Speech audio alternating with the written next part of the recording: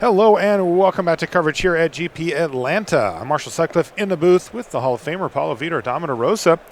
We've got undefeated players in the feature match area here as we enter MTG Red Zone. Martin Juza on Hollow One, 11-0, perfect record. Sol Malka pretty close, 10-0-1, playing the deck that he named way back in the day, the Rock Green Black Mid-Range. Which has a lot of the things that you would expect to see out of that deck. Think of the Abzan or Jund lists and just take the green and black cards. It has that core with a few extra little things thrown in, and then the new toy, Assassin's Trophy ×3 in the main deck for Sol. Yeah, I think here the main philosophy is that, well, you already have Assassin's Trophy on top of Abrupt Decay, Fatal Push, Collective Brutality, Liliana of the Veil, so you don't need to play another color for removal. Because that's basically what you play, right? You play either white for Path or red for Bolt. Yeah. And then you also get one source of card advantage that wins the game. So you get Bloodbraid Elf from red, or you get Lingering Souls from white. There's usually the cards that we see. Yeah. And here we have the Assassin's Trophy instead of the 1-mana removal spell. And then we have Tireless Tracker instead as this engine. And one Eternal Witness, I guess. Yeah, 4 Dark Confidant as well for Sol. That's a card that you'll see kind of fluctuate out of these type of decks, but Sol's all in on Bob.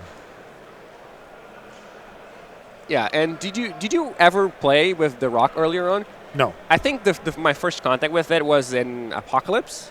Mm-hmm. It was a very long time ago. Now, that was a much different deck back then, right? I mean, it was not that different. It had discard spells, removal spells. It had Pernicious Did, which cleared the board, which don't have access to right now. And it had Spiritmonger, which I guess is Thrun today. It's similar. Yeah, just a difficult to deal with finisher, sure. Yeah, back when Spiritmonger was, this great, amazing thing, is like, oh my god, I cannot believe they printed a card this good. And now they print Dune Whisper, which is like 5 times better, one card, and we're like, yeah, I don't want that. That's not good enough. So yeah, things have changed a bit since then. Burning Inquiry, by the way, resolving here for Juza. Ooh, there it is, Spiritmonger. Hit in the graveyard, just throwing the last troll. And there's Spiritmonger on the side. It is a powerful spell, but yeah, it has really shown its age of late. You don't see that card on the battlefield really ever.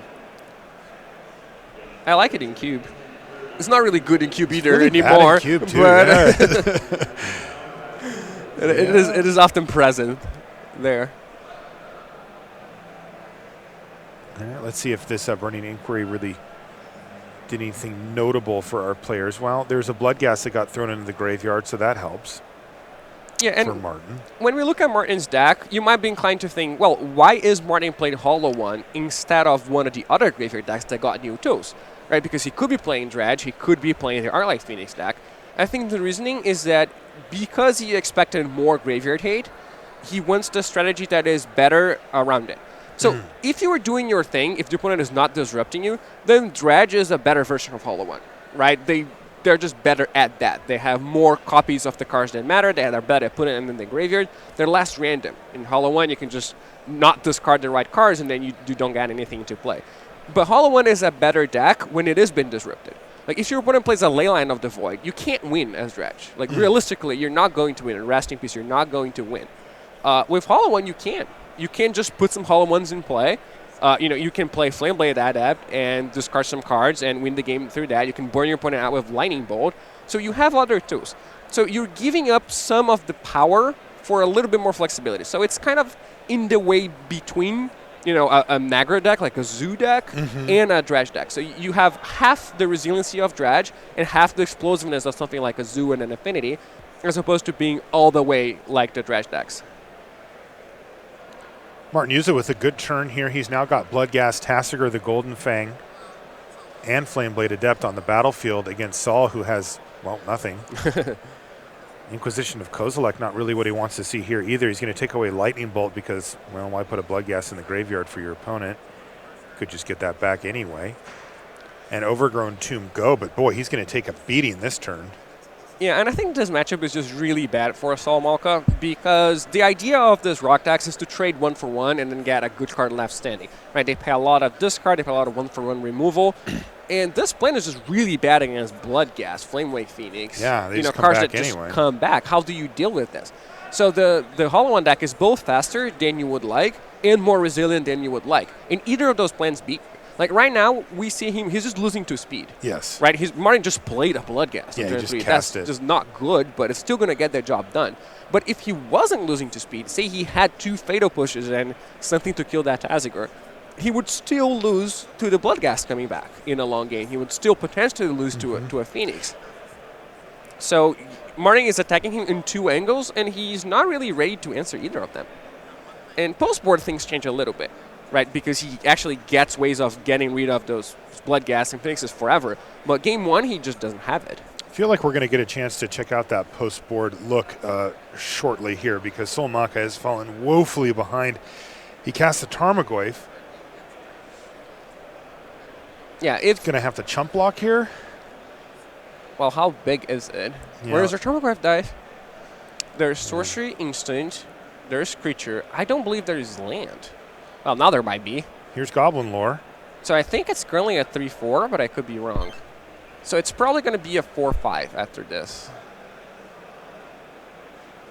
But yeah, Martin just has lethal in play right now, unless Solmaka Ghost Quarters himself and Fatal pushes the Adept. But why would you leave Ghost Quarter up if you had Fatal Push, right? You just Right. leave Swamp up. Right.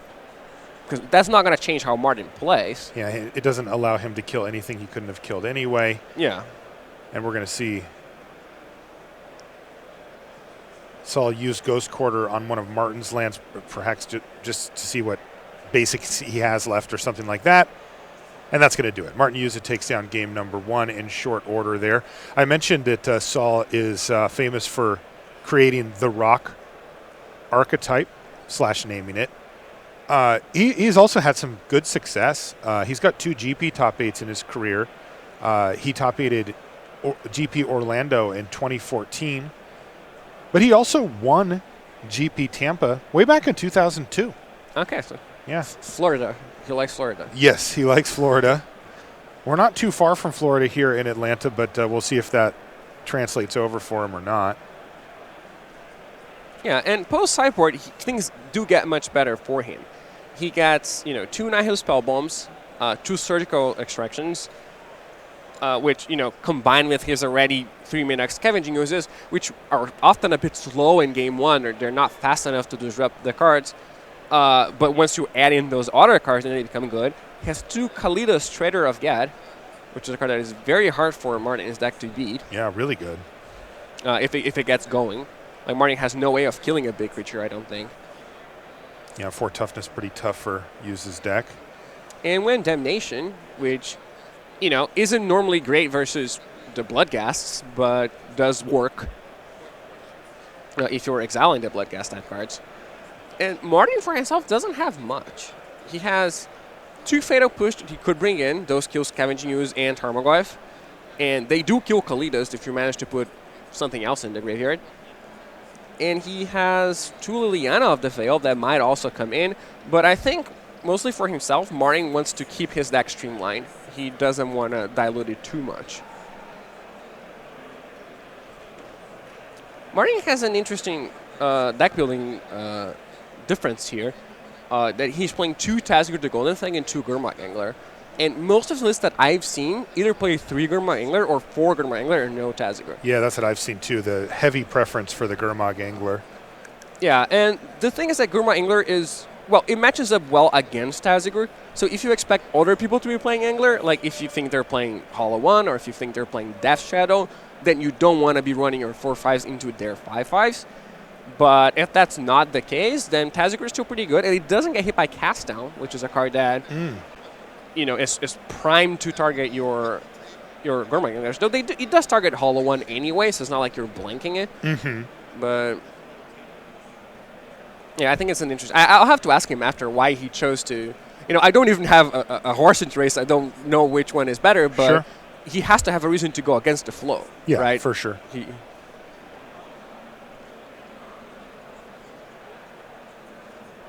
Martin Yuza looking into our souls here as he shuffles up for game number 2.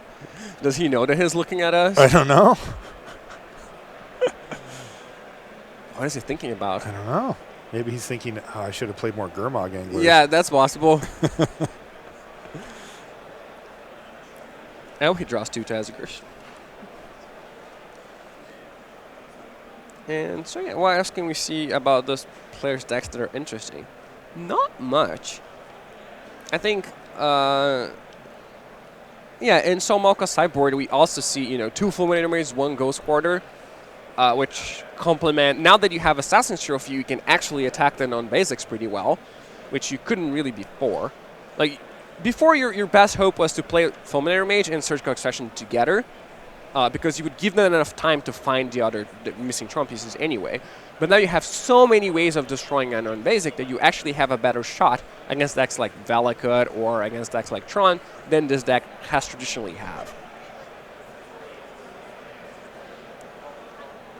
All right, players taking a look at their opening hands here. So we've got some keepers. Soul's going to be on the play this time. See how his disruption package works here against whatever Martin Yuza has. Oh, Duress. He has a Duress in his opener. That is interesting. I guess he could take away a Goblin Lore or Burning Inquiry or something like that. Yeah. Those can be the engine that Martin uses to fuel his graveyard. And here we go, Duress right away. And it looks like he's going to have a choice of either of those or a Lightning Bolt. Yeah, it will certainly not be Lightning Bolt. I'm expecting Burning Inquiry here. Martin doesn't have any other lands. And yeah, Duress is a card that I would expect to be in Soul Malka's deck on the play, but not on the draw. On the play, you can get Faithless Looting and Burning Inquiry and really disrupt the engine. On the draw, you're really hoping for Goblin Lore, I don't think that's enough. that point. Yeah, fair enough. Well, it's not that it's too late. It's like when you're playing Duress. Oh, there is a Surgical Extraction. When you're playing Duress against a deck like Hollow One. Ooh, he's going to take the Goblin Lore here. He's going to let him Burning Inquiry. Okay, so he must have a bad hand. That's what he doesn't mind getting a couple of cards sent away, perhaps. He does have Surgical Extraction in his opening hand here, Paulo. So, what are his prime targets for that? Oh, I think Bloodghast and creatures. Flamewake Phoenix are the best. Sometimes, you thought seize your opponent, you see 3 Hollow Ones, you take 1 Surgical, the other 2, but that's pretty rare. You're mostly just trying to get the creatures that come back from the graveyard, which are the creatures he will have the most trouble answering anyway. I like letting your opponent keep Burning Inquiry so you can try to improve your opening hand. I mean, sometimes you do what you have to do.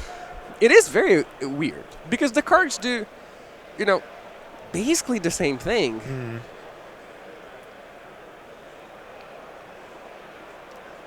But yeah, so I don't think we're going to see Duress post board. It's also interesting that there are 2 Thoughtseizes in Soul Malka's deck and no Thoughtseizes in the board. So he's playing Duress over Thoughtseize, which to me has always struck as a bit weird because you want Thoughtseize against control decks and combo decks, right? That's where you would want Duress. Sure. And then those are the decks you don't mind losing life against.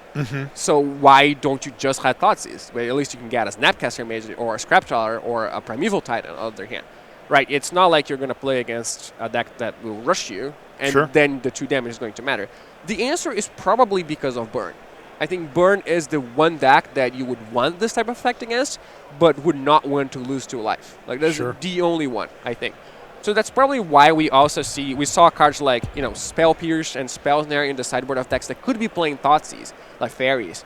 And I think Burn is the answer for both of those decks. If Burn wasn't a deck, or if they thought Burn was going to be not at all popular, they would have the Thoughtseize instead of those cards.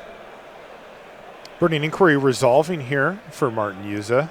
What did he put in the bin there? Looks like 1 Bloodghast ended up in the graveyard. Ooh, 3 spells, though, for Soul Malka. Yeah, which could either be good or bad. We don't really know. I am not quite sure if lands were what he was trying to... Oh, wow, he was, but he didn't hit them. I think he still has 0 lands. What? He let him keep the Burning Inquiry, had 3 spells discarded, and still isn't going to hit his land? Yeah. Oh, no. There's Thoughtseize. So that is why he let him keep the Burning Inquiry. And no really great choices here. He can slow him down a bit by taking Faithless Looting, taking away his obvious play for next turn. Yeah, he can also Surgical Extraction that. Yeah, that wouldn't be too bad, though there is a Flamewake Phoenix as well available. So maybe he lets him draw his card and then goes for it. Ooh, he hit a Hollow One. Yeah, it's probably Bloodghast that he hit, yeah. Yeah. So Bloodghast is going to get Surgical Extraction away, but this is a tough spot for Soul Malka. As well, his deck certainly needs mana to operate. This is not a deck that can go off of just one land, and he's going to be in big trouble if he doesn't find a land in the next draw step or two. Yeah, most definitely. He's already into some trouble. Yeah. It's not like Martin is doing anything, right? Martin is not pressuring his life total at all. It's even possible that we see from Martin a land and a cycle hollow one this turn. Wow. But I think most likely Martin is going to wait to see if he draws either Looting or Burning Inquiry or Goblin Lore, and then he's going to get that hollow one for free. Like, he knows he's not in any rush either. Well, I guess, yeah, he does know his opponent missed a land drop. What does that do from Martin's perspective? Does he put the pedal to the metal and try to really hammer him when he's missing land drops, or does Martin say, well, no, now I can kind of craft a little bit of a game plan knowing that I'm not under any pressure myself? I think if you're Martin, it depends on what the decks are, right? In this particular position, I think it leads to Martin trying to be faster. Okay, you do feel a little more urgency for his side. Yeah, because your opponent doesn't have any lands, so your opponent has a lot of spells. Sure. Right? And you aren't doing anything. So I think he really wants to get it rolling quickly here. Yeah, I think having cards like Fatal Push and Lightning Bolt is not really going to work if your opponent is sitting on a bunch of spells himself. So Marty has to get some pressure going, basically, I think. As soon as he can. All right, well, he's going to play an untapped Stomping Ground. Yeah, so he will cycle the hollow one. Or at least he's intending to. He's giving, he lost 2 life for that possibility. Right. So he has to strongly be thinking about it. Awkward Mishra's Bauble here. That slow trip functionality kind of hurting Saul a little here. And he's got an Inquisition of Kozilek. So the good news is that Saul's been able to at least cast spells and do something, even if it's not really necessarily what he wants to do. Oh, wow. He took away the Phoenix? Yeah, I mean, if Martin draws into Gurmag Angler or Tazagor, this is really bad for Saul Malka. But if Martin draws into land, then at least he can't play Phoenix. Sure. And he did. He found a couple of lands there. Boy, was that another brick there for Saul? He found another Inquisition. Yeah, that's going to take away Fatal Push. Like, Saul is probably not... At this point, if you were Saul Malka, you were thinking, oh my god, not a land again. I'm so unlucky. Why is this happening to me? Right. But at the same time, it's not really... He's still not under any actual pressure. Yeah. Okay. And it looks like Martin hasn't found any here either. Another Flamewake Phoenix to put in the graveyard, but they're just going to stay there for now. Yeah, I think Saul Malka has run out of ways to disrupt the graveyard. And at some point, Martin is going to draw a 4-power creature, right? At some point, he will draw a Gurmag Angler or a Tazagor or a Hollow one he can cast, and then that will just be the game. Because Saul Malka has ways of disrupting Martin's graveyard, but once those Phoenixes are already in play, then that's not going to be good enough. Well, Saul wants to take a look at his yard here, but I think he drew a Scavenging Ooze for the turn. He plays the Inquisition of Kozilek to take away what ended up being a Goblin Lore. Well, here's Flameblade Adept. That has some potential, but right now, land off the top? Land? Yeah, he hit one. Okay, so now he's probably going to play Scavenging Ooze, but he also has the option of Fatal Pushing your Flameblade Adept. He's going to pass the turn back, which is what he decides to do. Yeah, he doesn't want Martin Yuza to get a couple of triggers on it. Yeah, if Martin does draw Burning Inquiry or Goblin Lore, then that would bring back the Phoenixes. Right. And he wants to stop that from happening.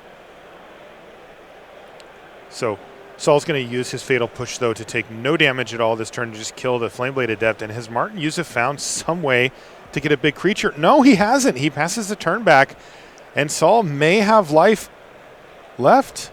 I thought Martin had drawn Tazagor, but it's possible that he did and didn't play it. Saul's just going to play a Tarmogoyf. I think that there's still a Lightning Bolt in hand for Yuza, so Saul doesn't want to expose Scavenging Ooze to it, where this Tarmogoyf is likely going to be big enough to dodge it.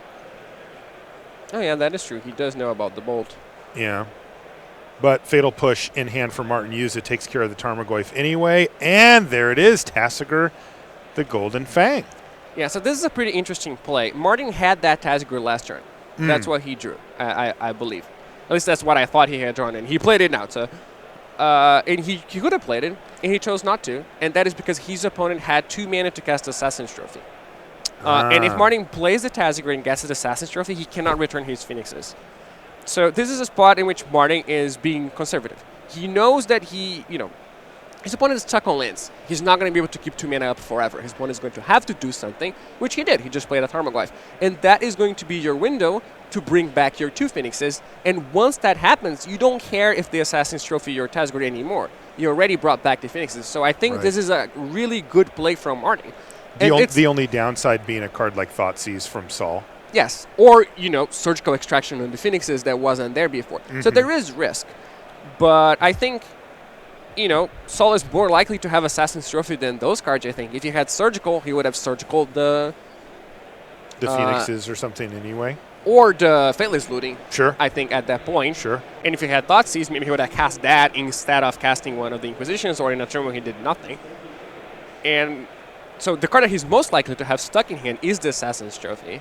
Ugh, and then the land comes just a turn late here for Sol. He could have eaten up one of those Phoenixes and helped stem the bleeding, but now it feels like he may be a little bit too far behind after that patient play by Martin Yuza, resulting in getting Tasigur the Golden Fang with a pair of Flamewake Phoenix on the battlefield.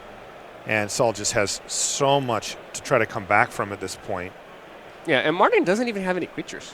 No, in the graveyard. He doesn't. So Sol does, so he'll be able to grow the ooze a little bit here, but... Yeah, but he's still facing 2 Phoenixes that are going to attack every turn. Yeah, and so is Tasigur. Tasigur's just going to cleanly outclass the Scavenging Ooze, at least for this turn. Oh, he knows there's a Lightning Bolt in Martin's hand, so he just has to chump block the Tasigur, right? He has to chump 4, 5, 6, 7, 8. Yeah, this is a terrible spot here for Sol. He'll be able to go up to 11 and then take 4 after chump blocking. He will be able to survive, but not by much. Yeah, so here Martin knows his opponent is blocking anyway, so he's getting in 4 damage instead of 3 damage. The downside is that he basically uses his Lightning Bolt as a 4 damage Lava Spike. That's what it became. And, that's fine. He doesn't think he's not going to get a better Lightning Bolt target anyway. Yeah, this one's just about in the books here. Martin Yuza running over the field here in Atlanta. He's 11-0. And he's about to defeat Sol Malka to improve to a cool 12-0. Virtually locking him for the top 8. I mean, I suppose there are scenarios where he doesn't make it, but it's extremely difficult at that point. Certainly with another match when he would be in. Wow, what a run for Yuza. Oh, yeah, definitely. And playing a deck that, honestly, I didn't expect to see much. Right.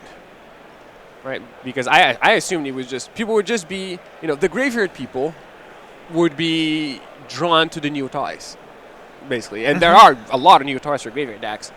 So a lot of the metagame shard that would normally play Hollow One is playing Phoenix or Dredge in this tournament instead. But Martin stuck to his guns, and he's, leading the tournament for it. Burning Inquiry was the draw there from Martin Yuza. I think his opponent is just dead. This is just academic, right? His opponent should be at 3 life. And he has 2 Phoenixes that are unblockable. Yeah, and his opponent can't even Fatal Push anything. So. Yeah, so I don't know why we have him at 11 still. Yeah, and this is a spot in which, why are those players doing this? Why don't they just end the game? And I guess from Martin's perspective, and I guess from Sol's as well, but from Martin's perspective is I can cast Burning Inquiry, and I'll see 3 more cards from my opponent's deck. In case we play in the top 8, I'll know how he's sideboarded. Oh, there you go. Which is pretty narrow because you're going to get deck lists anyway, and it's pretty easy to figure out, Kalidas is going to be in his deck. Yes, it will be. Mm-hmm. But that is the upside, I guess, of not just attacking in. Oh, he's at 5. So left totals weren't correct before. Oh, because he was he was at 10, took 8, and gained 1. So that's right. Yeah. Okay, so forget everything I said. Okay, well, it makes sense now. He's now down to 1, but Sol Malka still in just an absolutely horrendous position. He's going to sacrifice the clue, but I don't think there's any single card that gets him out of this. He's going to extend the hand, and Martin Yuza, 12-0 here in Atlanta. Really impressive run for him. So really great stuff from Martin. Sol Malka still very much in the mix, though. He does have a draw on his record already and now a loss, but he'll be 10-1-1 and still in a fine position to make top 8 if he can win out from here or just put up a good performance for the rest of the day. Welcome back to the booth here at GP Atlanta. That's Paulo Vitor Damarosa. I'm Marshall Sutcliffe. Hi.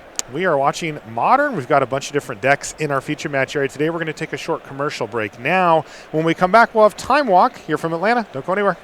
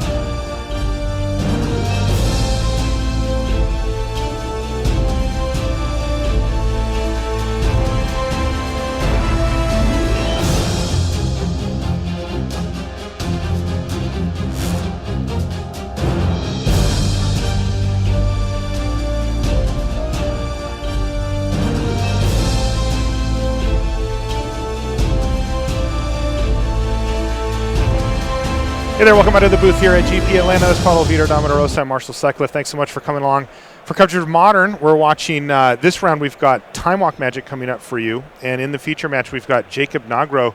He's playing a Martyr of Sands deck. So we'll get to see that on camera. That's pretty cool.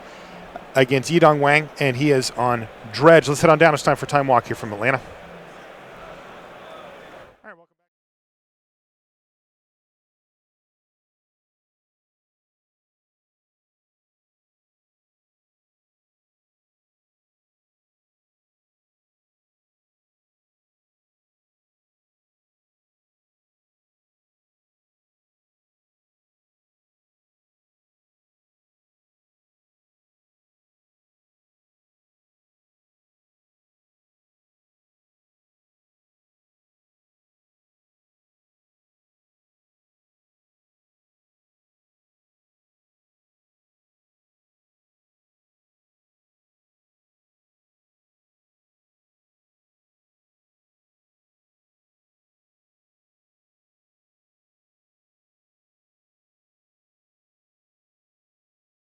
It still has 2 Emirias and 1 Proclamation of Rebirth, but it also now has the ability to play as a more white weenie deck, which is kind of what he's doing now. It's very anemic for a white weenie deck, but you do get this aggressive component in it as well. And I think the key card in this matchup, the thing is, if you're playing against Dredge, gaining a ton of life won't necessarily work. Dredge can attack for very big chunks. So it's not unrealistic for Dredge to play, get 3 Prize Amalgam, 2 Blood Gas, and 3 Narcomoebas in play. So yeah, you'll gain 18. That means you'll leave 2 extra turns, but you're still going to die. So the card that Jacob Nagro is really looking towards turning on is the Serra Ascendant, because that is the card that will just win him the game. It's impossible to race. That's his broken card. Yeah, so that is his big payoff. Now this deck reminds you, looking at the game plan of a deck we call Soul Sisters here in Modern, but it is a little different, right? Like this deck isn't running those type of cards. Yeah, it's not running the Soul Warden and the other. It's using the Martyr of Sands to really power that life gain aspect. Yeah, that is the only life gain in the deck. Okay. It is the Martyr of Sands. It doesn't play the Pride, Jonas Pride Mate. That is the card that you want with the Soul Sisters. But yeah, it really is a Serra Ascendant deck, and he has 4 copies of Ranger of Views, which can get either 2 Serra Ascendants or a combination of Serra Ascendant plus the Martyr, so that by itself turns on the Martyr. And it's very easy to keep a lot of cards in your hand, because Squadron Hawk gives you 3 extra white cards, for example, and then the Ranger of Views gives you 2 white cards, so all of those increase the number of white cards you have. Makes Martyr even that much better, and it looks like a pretty fair opener here, though, from Jacob. He's just doing the Squadron Hawk plan thus far. Yeah, and he didn't play a 3rd land. He did not. You're right. Which is very weird to me that he wouldn't just sack that clue and try to find a land. Because I would think that getting Squadron Hawk in play is worth almost nothing versus trying to hit that land drop. I don't know what his hand is. Maybe he has nothing that he's trying to get to. But well, that Squadron Hawk was worth something, because it just got conflagrated right out of the sky. And that cleared the way for some beatdowns here for Wang. There's a land off the top of the library, though, for Jacob, so he's going to be able to get back in business here. And let's see what he wants to do. He has a Path to Exile in his hand. It looks like he's got a couple of those. Yeah, he also has a super trump against Dredge, which is Hollow Burial. I saw that. Yeah. Wow, he has one of those in the main deck, and he's drawn it. Puts all the creatures on the bottom of their owner's library. Yeah, this is really brutal for Dredge. Yeah, and that is one of the reasons why I would really try to crack that clue to turn before, try to hit a land drop. But yeah, his Wrath suit is very diversified. He has 1 Wrath of God, 1 Hollow Burial, and 1 Day of Judgment, and also 1 Oblivion Ring and 1 Banishing Light. So he's really trying to play around the Meddling Mage from the Humans decks. He doesn't want Wrath to get Meddling Mage and him not be able to cast the other one. So he's playing an inferior card. Day of Judgment is strictly inferior to Wrath of God. All it does is allow regeneration from cards like Thrum, Elastral. But you do it because you want to play around Meddling Mage. And his deck is very interesting. He has 4 Ghost Squadron and 4 Field of Ruin, so a lot of non-basic hate for decks like Tron. And the fact that he has this late game cards, he has the Emira, he has an Archangel Avacyn, he has Gideon Alaio Zendikar, Elspeth Sun's Champion, the Proclamation of Rebirth. So he gets to play this somewhat white weenie type deck, but he can also play all the sweepers, and that doesn't hurt him nearly as much. Interesting play here, Paulo. It looks like another Conflagrate in order to wipe out the remaining creatures. Jacob, though, is going to respond with Path to Exile on his own creature, really trying to hit that land drop next turn and play Hollow Burial. Yeah, and if he can do that, he's in pretty good shape here, I think. Yeah, if he can't, though, he is under some serious pressure now. Yeah, he'll still get to play, 3 spells if he doesn't do that. Or did he hit it? No, he did not. He hit Ranger of Eos. Not a bad one either. No. But I think not sacking that clue and playing the Sweaterhawk instead really came back to bite him. Because had he done that, he would have been able to play a Plains and then path his creature that very same turn when he got Conflagrated. But this is still not a horrible spot for him. He's managed to... He will be able to stabilize, but he will be on, 3 life when he does that, or 4 life, assuming his opponent has nothing. Yeah, I mean, Yidong basically needs to kill him now, right? Otherwise, he's discarding a hand size, by the way. But, yeah, otherwise he can play the Martyr of Sands, and his life total is going to just balloon. Yeah, and then after that, he can play the Hollow Burial. Yeah, and he does have 2 copies of Martyr of Sands now, thanks to that Ranger of Eos. Yeah, so Wang is looking for Crippling Chill plus something else. Ooh, there's a Crippling Chill. Or a Creeping Chill, as it's colloquially known. Crippling Chill. That's right. But I don't think that is enough. The Ranger of Eos can block a Bloodghast, and then Jacob Nagra will fall to 1.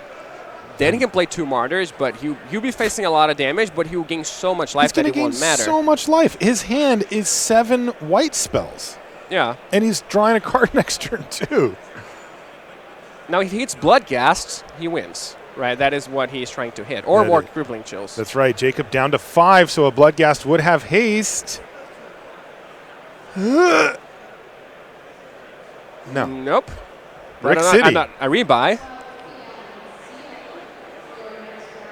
There's a Bloodghast. Is there a land, though? The thing is, he needs to hit a land to trigger landfall. Nagra has to just hold his breath, and there it is. Okay, so really close game, even though it didn't look Wow. that close. Super close game. Block one of those, take 2, 3, 4, 5, 6. Oh, man. Jacob was going to be at 40 life or something, and now he's just dead. Yeah. So, game number 1 goes to Wang with his Dredge deck just scraping out a victory there. And really the story of that game was missed land drops from Jacob. He just wasn't quite able to get there. Yeah, and I think the key thing was that, yes, Jacob would have gained 40 life, but that was only good enough because he had Hollow Burial. Mm-hmm. Because Wang was going to put into play 3 Prize Amalgams on top of everything he already had. That's true. So gaining 40 life would not have done anything. It would have just bought you 2 turns if he didn't have the Hollow Burial. But because he had that, all he needed to do was buy time to actually cast it. So Those he 2 would turns have mattered. won. Yeah. Yeah. Quick play here in the early stages, by the way, Paulo. We see Lightning Axe to kill a Martyr of Sands right off the bat, but Jacob immediately follows up with the card that the Dredge player wants to see probably the least overall in the whole format, Rest in Peace. And he also has a nice follow-up with a Squadron Hawk, while Wang has nothing. He's just got 3 lands on the battlefield at this point. So things looking much better for Jacob this time around. Yeah, and I think it's really hard to operate with the Dredge deck if you do not get rid of that Rest in Peace. There are ways for that to happen. Like, there are 4 Nature's Claims in Wang's sideboard, but maybe his strategy is just, I hope they don't have it. Like, do you bring in the Nature's Claim against a deck that has no other targets other than Rest in Peace? And I think the answer is, well, we'll find out the answer as we look through his deck. Yeah, there are Nature's Claims in his deck. He's shuffling them. Yeah, why is he? Okay.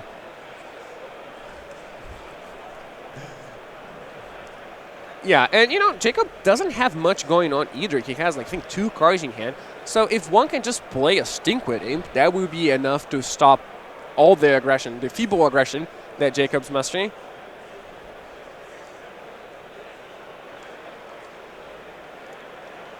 That's interesting. Jacob didn't play the other Squatterhawks. Yeah, he's just left up all of his mana here. What is he? I wonder why. What is he potentially? Oh, here's one way to do it. Creeping Chill hard cast from Yidong Wang. Just drain you for 3. Oh, he has Archangel how Avacyn. about that? Okay, that explains it. That's right. He has one of those in the main deck and one of those in the sideboard. And now the pressure's very real here. Oh, boy, this one has completely gotten out of hand. Jacob with just a really fair draw, except for Rest in Peace, right? That's the card that's a little unfair in this matchup. It's so powerful. But, I mean, otherwise, these are cards that were in Standard when they were around and, yeah, you don't see in Modern very often. And you might look at Jacob's deck and think, well, of course he had a fair draw. Look at the cards he's playing, right? They're all fair cards. That's true. But that's not even true. Like, he could have, turn 1 Sire Ascendant, turn 2 Martyr. Yes. And that is his unfair draw. Yes. That is the broken draw his deck is capable of. And that will beat almost any dredge draw by itself. And he did have turn 1 Martyr of Sands. That just happened to get killed, but he was going to jump his life total up significantly there and turn on any future Serra Ascendants. But as it stands, this was just a lopsided beating. Jacob Nagro gets the job done and ties things up at 1 game apiece. But Wang gets to be on the play here. Let's see if he has anything to get rolling early. I think he has Life from the Low, and does that count? No. Oh, no, he has Cathartic Reunion. Yeah, okay. he that does count. So he gets a couple of dredgers in the yard here. Yeah, not great dredgers. No, these are the lesser dredgers. Oh, but he already hit a Creeping Chill. Now he really wants to hit. Yeah, overall not great dredges for him. No, a lot of lands going in there. And the 1 Creeping Chill. He does have Dark Blast, which is pretty good at dealing with the Serra Ascendants. It is. It means that you have to gain the life first, and then you can play them. But yeah, it's also interesting to me when I look at Wang's deck. He doesn't have any Assassin's Trophies in his sideboard. That is the card that I believe most dredge players chose to bring as an answer to the Rest in Peace. Sometimes on top of the Nature's Claims, but it is the better answer because, it deals with something else. It deals with Archangel Avacyn, for example. It deals with Gideon. And people have been largely cutting Ancient Grudges for them, which, you might look at it and you might think it's weird because, well, this is a graveyard deck. You're going to put the Ancient Grudges in the graveyard. So why don't you just go ahead and use that flashback card? But I think the cards you really want to destroy are cards like Relic of Progenitus or Gravedigger's Cage. And those are not... It's not very effective to flashback Ancient Grudge against those. Mm-hmm. So if you expect decks like Affinity, or you expect decks like Hardened Scales, or even KCI to some extent, then yeah, you want Ancient Grudge. But if you're just trying to kill a card like Gravedigger's Cage, then Assassin's Trophy is just better. Mm-hmm. And here we see that Wang could have just played the Dark Blast on Jacob Nagro's upkeep to, taxing for 1 mana if you wanted to sacrifice that Martyr, but chose to do it in main phase instead, perhaps feeling some sort of trick. Yeah, I think upkeep probably would have been a little better there, just as the mana can be so important, although in this case it looks like he may have gotten away with it. Though Jacob did gain 9 life from that Martyr of Sands, and he's back up to 26 now, so he's got a bit of a life cushion, and there's no pressure on the other side thus far. Oh, I believe what happened was he upkeeped it. He did upkeep it. Yeah. Okay. To be able to dredge it back. Yeah. Sure, that makes sense. So that makes you wonder if perhaps it wasn't even right for Jacob to play a target to begin with, right? He could just wait until he had the Ranger of Years, he would have more cards in hand, but not super relevant here. And really a very, very bad draw from Wang. I think he kind of just fizzled here. Yeah, it does feel like it. Jacob didn't do anything. By the way, those cards you see face up on the side there, those are Jacob's known cards in hand. And he's going to cast one of them, Ranger of Eos. Let's see what he gets. There's a little bit of a toolbox with Ranger of Eos, but as you mentioned before, really powerful Serra Ascendant if he can get his life total up just a little bit higher. And he may just get something like Serra Ascendant and a Martyr of Sands. That is the combo that would get him there. That is probably what he will get. There's also the Walking Ballista, which is kind of cute to get. Mm-hmm. Yeah, he's got one of those in the main deck. But not really what he wants right now. Right, there's no targets on the other side, and he isn't flush with mana at this point, so he's going to go ahead and just get his 2 little combo pieces. 7 cards in hand for Jacob. Yeah. He is tapped out, though, with that Ranger, so he just has to pass the turn back. Yeah, to but Wang. Wang knows that I think at least 2 of those cards are lands because they weren't revealed. And if they were white cards, they would have been revealed. I guess they could be walking Ballista as well. Ballista's That the is only the other one. Yeah. The one option, but doesn't change much from Wang's perspective. Like, it's not like you're going to play very differently knowing this. Right. So Life from the Loam's going to get dredged once again. There's a Stinkweed Imp, so finally a more powerful dredger, but he really has just kind of whiffed here. I think there's a Prize Amalgam somewhere in his graveyard, and that's about it. Yeah, got 2 of them in there, but yeah. Yeah, I think this is basically dredge just whiffing. And it's not like Jacob Nago had a great draw either, but when neither player is doing anything, then you'd much rather be on the Mono White Martyr side than the dredge side, I think. Because once Mono White does something, then it's going to be great. Yeah, his ceiling's much higher. Whereas the dredge deck, it's kind of, you kind of go a little bit slowly. It's more gradual than that. Unless you randomly draw into a Cathartic Reunion and you dredge 15 cards and then you explode from there. But it's more like, I'm adding to my board a little bit each turn, as opposed to, well, now I have a 6/6 lifelinker. Wang's going to just cast Life from the Loam to get 3 lands back. He's got a full grip here. In fact, probably has to go to discard at this point. I'm just going to put one of them back in the graveyard and pass the turn back to Jacob. But this could be a big turn for him. He's going to start things off by attacking for 3 with the Ranger. But now he can play that Martyr of Sands out of his hand and gain a bunch of life. Yeah, and he can just gain enough life to already be able to play the Serra Ascendant. Yeah, easily. He gains 15 here. So that it's bigger than the Dark Blast. He probably wants to play the other Martyr as well. Otherwise, yeah, he is at easily enough life that there's nothing that really, Wayne can do to stop the Serra Ascendant. Yeah, what's the downside to playing the other Martyr, I wonder? I don't really think there is one. Yeah, it just feels like you want to kind of maximize here. And he's going to go ahead and do so. So he's going to gain another 12 life here, putting him up to 53. And then he's going to play the Serra Ascendant. So things looking very good now for Jacob from this really anemic draw from Wang. He has just not hit the things that you hope to hit. The grand total that he's gotten out of all of this dredging is 2 Creeping Chills. That's it. He does have 3 Prize Amalgam in the yard, but they haven't even hit the battlefield yet. No, and at this point, even if they do, they're not going to be super relevant. Like, Jacob has, he's gained his Path to Exile Oblivion Ring and a Day of Judgment Day, he will never cast in this game, but he has a 6/6 Flying Lifelinker in play. Very difficult for Wang to deal with. He's not really equipped for that. No, not at all. And, Wang's best chance is, I'm just going to start dredging some Narcomoebas, and those will jump. Oh, he has Conflagrate. I guess he just has to Conflagrate the flyer here. The flyer, yeah. Which makes me wonder, Jacob probably could have just got him 2 of them. Like, he didn't need that second Martyr. He could have just gotten the second Serra Ascendant. Yeah, he would have been already at clear of 40. He only needs to be at 30 or more life to make the Serra Ascendant a thing, although it looks like the Serra Ascendant just got in there. Yeah, it's weird to me that Wang chose not to Conflagrate it. Does he not have Conflagrate? Perhaps not. He's going to use Dark Blast to take down one of the now 3, or at least there were 3, Squadron Hawks on the battlefield. All right, a Narcomoeba, not particularly exciting, but there's another one. So we're finally going to see some action here from Wang. Yeah, and the Fatalius Looting went to the graveyard, so that is potentially 2 more dredge. It's about time he hit something. It started to feel pretty unlikely for him to be in this spot, but now he's finally going to go find those prized amalgams, and like you said, the Faithless Looting in the yard could help him find even more action.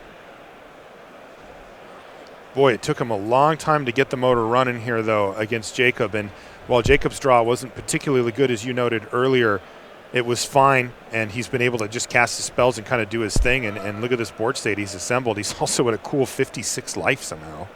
Yeah. Thanks, Martyr of Sands. Gentleman's 56 life. Indeed. And yeah, and now, there isn't a lot that Wayne can do here, I think. He has to get rid of that Serra Ascendant. Otherwise, at some point, he's going to run out of Narcomoebas.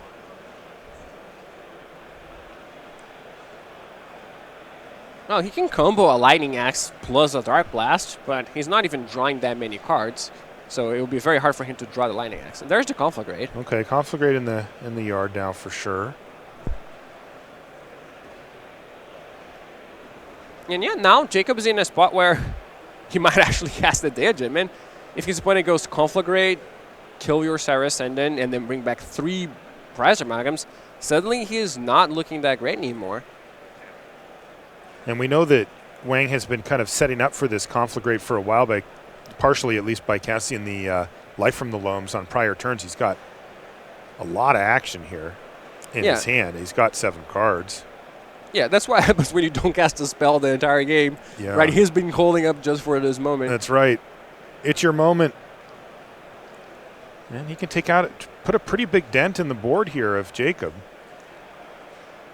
He's going to have to get rid of a lot of cards, though. 3, 4, 5, 6, and maybe even 7 to kill one of the... oh, maybe that's 6 total, actually. Yeah, that was 6 total. So he only gets to kill the Sarah Ascendant with that Conflagrate. Yeah, and I think here's a spot where it's really hurt Jacob to not get the second Sarah Ascendant. Yeah, he doesn't have a whole lot going on at this point. No, he doesn't. And now his opponent could also potentially even Dredge Stink with him and just play that as a way to do a Sarah Ascendant. It does take a long time because he has Path to Exile and Oblivion Ring in hand. But if you're chump blocking with Narcomoebas, it's something you could do. Whereas I think if Jacob had gotten that second Sarah Ascendant, the game would be over. But Jacob, maybe was worried that his opponent would dredge like a couple Crippling Chills and then Conflagrate both him and the Sarah Ascendant for 1 and get rid of the Sarah Ascendant on top of everything. So there are reasons for him to try to go above that life threshold. But that's not how the game played out. Jacob's just going to attack with everything here. Wang, aware of Day of Judgment, has to try to plan around whether Jacob's going to cast it or not and if he wants to take any damage as a result. Yeah, this was a game in which I looked and I didn't think Wang could realistically win. But now I think he just can. Like, Jacob doesn't have much going on. At some point, those Emerias will start working. I believe he needs 7 planes for that. He's too short. But he can path his Squadron Hawk if it comes to that, so he could go up to 6 planes immediately. Yeah, you need 7 on your upkeep. So if you just draw another plane and then he can path the Squadron Hawk, then it will be basically impossible for him to lose. He will return 2 creatures each turn. And we're going to see Dark Blast to take down that Squadron Hawk, but the response from Jacob is, in fact, that Path to Exile, which is going to give him his 6th planes on the battlefield. He's got 2 Emeria the Sky Ruin. If he finds 1 more planes off the top of the library here, at the beginning of every upkeep, he gets to return any creature from his graveyard to the battlefield, and he'll get to do that twice. And that, as you said a minute ago, Paulo, is certainly going to be the game for him. Yeah, we haven't seen any... How is Wang supposed to get him from 56 to 0 before that happens? It's very unlikely, especially with that Day of Judgment in hand. Feels like it's not going to happen, doesn't it? Oh, I mean, man. 56 is a lot. That is a lot of life to get through. He's going to knock him down to 50. He's going to chump block with Narcomoeba as opposed to blocking with the Prize Amalgam. I guess he doesn't want to kill the Ranger. He really doesn't. But I think he's going to have to at some point. But yeah, at that point, if your opponent is returning Sarah Ascendant and Martyr, then he just that's took already. Well, if he was going to take... Oh, wow, I do not... Whoa, he played Rest in Peace. From Jacob. That's interesting. Rest in Peace obliterating his graveyard and taking this whole plan. And look at that, a plane's off the top. I feel like if I were Wang and I had Rest in Peace, I would play it. And when your opponent does it for you, you just fist pump and go, sweet. Yeah, like, no, it's not like now, Wang is just going to win. Wang still has absolutely nothing. That's true. That's true. I mean, this was not happy for Yang's game plan, but it felt like inevitability was on the side of Jacob here. I felt so, too. With all that time and the two copies of Emeria, a planes at any point would just let him go. I mean, he'd get back Ranger of Eos plus a Sarah Ascendant or just start getting back Martyrs or whatever. And how is Wang supposed to beat that? But now that game plan completely offline. Yeah, and the key here is that I think, if the game would stay the same like this, then yeah, I think Wang can just not deal 50 before Jacob can deal 5, right? But the thing is that Wang could realistically blow up the resting piece, draw Nature's Claim, and then just dredge a bunch of things. There are not that many left. I think he took out Bloodghast, which is kind of weird to me because there's one Bloodghast. I think he took out some number of them then. I would think you want to take out Crippling Chill in this matchup because the 3 damage to your opponent is not going to be relevant at all, and you're not really racing. But we've seen Crippling Chill already. Yeah, this has been a very back and forth game. Jacob should have better top decks here, right? I mean, an Elspeth or anything along those lines off the top would all but lock it up for him. Yeah, He's got Planeswalkers he can draw. He has Ranger of Eos. Yeah.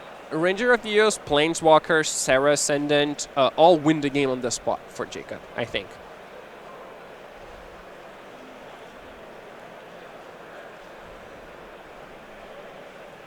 No. Now it's just a question of can he find them because Wang is slowly starting to get a bit of a board state. Well, more graveyard hate and a Relic of Progenitus. But boy, Jacob has been flooding out a bit. That said, he still has so much time. He's still at 49 life. Yeah, can he find it? He only has 13 more turns, Marshall. Will he be able to find them? I like his chances, and there's one of them. Right away, he finds Ranger of Eos. Wait, Thraben Inspector? Wait a minute. Did he take out Serra Ascendant? Oh, no. Oh, there's Walking Ballista. He must have, that's just lethal. But Walking Ballista is good enough. Yeah. Okay. And that's going to do it. Wang extends a hand. He looked and he said, oh, you've already got 8 lands? Okay, we'll call it good here. So Jacob Nagro ends up winning the match. Now he's still in top 8 contention. He moves to 10-2, and Wang is going to be effectively eliminated from top 8 contention with that one. So we are in MTG Red Zone here in Atlanta, and that means a lot of winning ins, basically, or losing outs, I should say, not winning ins. Yeah. And we got another one lined up for you here, so why don't we head down? We're going to watch Table C, and we'll introduce that when we get there, and I'm going to find the deck list for them here. John Casey. Oh, it looks like he's on Dredge as well.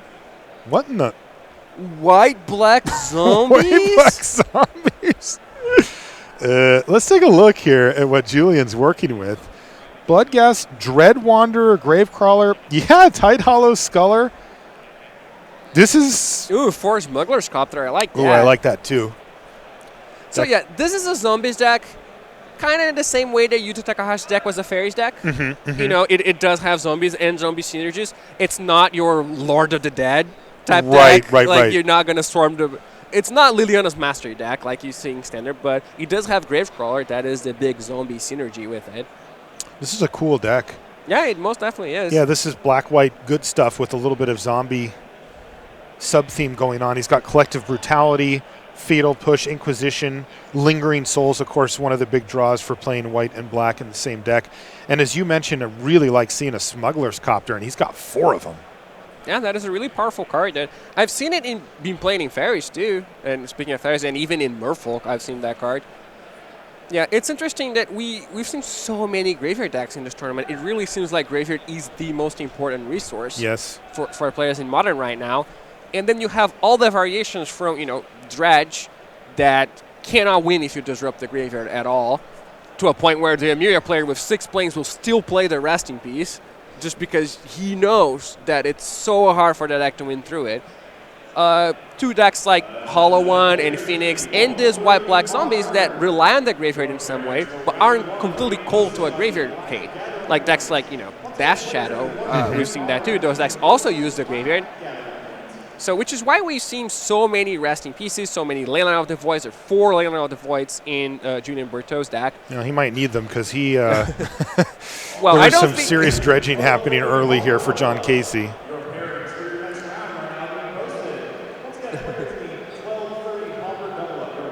Yeah, I think at this point... Yeah, so he scooped him up and John Casey won game 1, but are you... Are you seeing what I'm seeing here, Paulo? Well, I'm not seeing anything else. Julian has one card? Yeah, there are no more cards that I see. Did Julian mulligan to 1? Is he playing Bazaar of Baghdad? I've never seen this. He mulliganed to... Is there a card under? I mean, even if there is. Yeah, it's the kind of thing you're like, you mulligan to 5, and then you think, well, I can't win anyway if I don't have Leyline, right? So a hand with 4 and Leyline is better than a hand with 5. So you mulligan, and you're like, well, I certainly can't win with 4 if I don't have Leyline, so I might as well try to find 3 and 2 and 1, and then, sometimes you end up with 1. All right, well, he draws his card and plays Mutavault for the turn. Meanwhile, John Casey is dredging his Stinkweed Imp, it looks like. He must have played Faithless Looting there on the first turn. He's got another one here. Well, and another impressive Julian showing just for give white-black up? zombies. Like, what? He's 9-2. No, I legitimately think. I think you're right. He was mulliganing to Leyline. When you are on 5, like, are you going to keep a bad 5, or are you going to try to hit 4 with Leyline? I think it's correct to try to hit 4. I would try to hit 4. Yeah. And then But once you you are rarely at 4, see people. you're not going to win on 4. So you go to 1? Well, once you're on 2, what are you supposed to do? I would have kept a 3. That's, I guess, my answer. Any 3? No, that's true. There are 3s I would chip. All right. Like, would you not rather have a 2-card hand of, like, Leyline and Gravecrawler? Mm-hmm. Or Leyline and Swamp? Yeah, I'd Is rather that a have better that hand than a 3? Then basically any 3. Yeah. Yeah. And once It you're is. on 2, would you rather have 2 bad cards or just a Leyline? I'd rather have a Leyline. Yeah, so So I I'm think with Julian. Mulligan to 1, completely correct. I mean, we don't know that that's what happened, right? Maybe he got a great 7. It was like, I really want my Leyline. Yes, he could have gone for it. In the meantime, To be fair, I think he he's realistically... got the Smuggler's Copter. Oh, wow. And he can activate it with the Mutavault. Yeah, he can actually play Magic this game somehow. Way to go, Julian. I mean, it does look like he's facing down at least 2 prize amalgams, but Yeah, I mean, he's not going to win, but when you were on 1 card, you're What not if he really did? going for a win, right? What if he you're did? just happy to participate. what if he won? That'd be one of the most incredible It would be a great comeback. mulligans to 1. Like, if he had 1 card, and his 1 card was Leyline, that would still be an amazing comeback It if would he be. won. It would be. With his 1 card being Smuggler's Copter, I'm going to be very impressed if he wins. I think we're going to come up with the familiar line here, though, of mulligan into 1, not great for your chances on winning the game, as he's already down to 9. And this Shriekhorn is kind of going to town, as well as a bunch of dredges.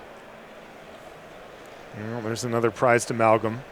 I don't know if it's going to come into play this turn, but, well, there's a Bloodghast, and that means that both of those 2 prized amalgams are going to join the other 2 prized amalgams, and I think we're done here.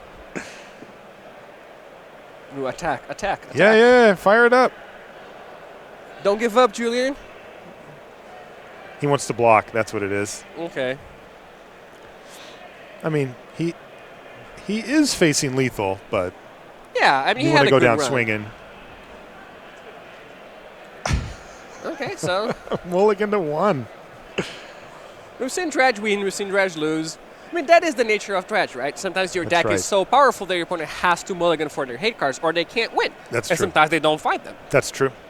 So Julian's going to have to take his 3rd loss here, which means no top 8 in sight there. But Paulo Vitor, we did get to watch at least some good stuff here. And it looks like we've got an ad break coming up. Yeah, let's do that. Why don't we go to a short ad? When we come back, we'll be back onto Live Magic here from Atlanta. We'll see you in just a few.